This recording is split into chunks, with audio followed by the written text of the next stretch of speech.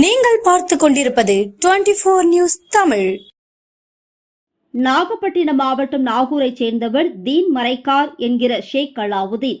இவர் அமெரிக்காவில் டேட்டா விஞ்ஞானியாக வேலை பார்த்து வருகிறார். தற்போது விடுமுறையில் நாகூரில் தனது வீட்டிற்கு வந்துள்ளார். இந்த நிலையில் அப்பகுதியில் உள்ள சில இளைஞர்கள் அவரின் வீட்டின் அருகே உள்ள பூட்டி கிடக்கும் வீட்டிற்குள் ஏறி குதித்ததாக கூறப்படுகிறது. இதனை ஷேக் அலாவுதீன் கண்டித்து அந்த இளைஞர்களின் பெற்றோர்களிடம் கூறியதாக கூறப்படுகிறது.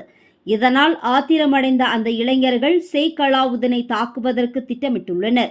கடந்த வெள்ளிக்கிழமை ஷேக் அலாவுதீன் பள்ளிவாசலில் தொழுகை முடிந்து வந்த நிலையில் அவரை வழிமறித்து கும்பலாக பயங்கரமாக தாக்கியுள்ளனர்.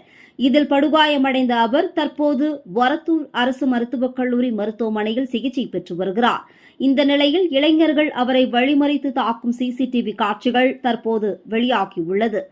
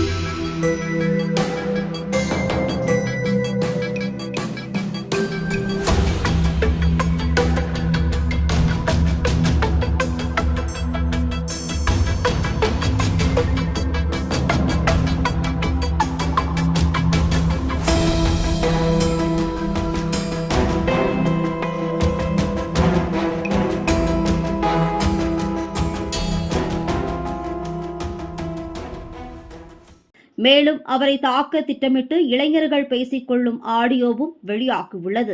இந்த நிலையில் தாக்குதலில் ஈடுபட்ட இளைஞர்களை நாகூர் போலீசார் கைது செய்யவில்லை என கூறப்படுகிறது. இதுகுறித்து பாதிக்கப்பட்டவர் கூறும்போது, தன்னை தாக்கியதை வீடியோ ஆதாரத்துடன் போலீசிடம் புகார் கொடுத்தும் இதுவரை அவர்களை கைது செய்யவில்லை எனவும், தாக்குதலில் தனக்கு இடது கண் பகுதியில் காயமடைந்து உணர்வு இல்லாமல் போய்விட்டதாகவும் கூறிய அவர், தன்னை தாக்கிய அனைத்து இளைஞர்களையும் கைது செய்து நடவடிக்கை எடுக்க வேண்டும் என தெரிவித்தார். இங்கே இந்த பசங்க போதைப் பொருள் அதிகமாக விற்பனை ஆகுதுங்கிறத நான் அவங்ககிட்ட அதிருப்தியாக தெரிவிச்சிருந்தேன். அது மட்டும் இல்லாமல் இந்த பசங்க பூட்டி கிடக்கிற வீட்டு உள்ளக்கெல்லாம் போய் கொல்லப்புறத்தில் போய் உட்காந்துக்கிட்டு என்ன பண்ணுறாங்கன்னு தெரில. கூப்பிட்டு விசாரித்ததை அதனால் என் மேலே கோபம் கொண்டு இந்த பசங்க அவங்க தகப்பனார்கிட்ட பேசினேன். எங்கள் தகப்பனார்கிட்ட என்னென்ன தப்பாக பேசுகிறேன்ட்டு இந்த பசங்க என்ன அடிச்சு விட்டாப்புல. அந்த சிசிடிவி ஃபுட்டேஜில் இருக்கிற அத்தனை பேரையும் ப்ளஸ் இதுக்கு பின்னணியில் ஃபினான்ஸும் அரசியல் குறுக்கீடும் பண்ணக்கூடிய ஹாஜா அசனுதீனை இந்த வழக்கில் சேர்த்து விசாரிக்கணும் அப்படிங்கிறது கேட்டுக்கிறேன்.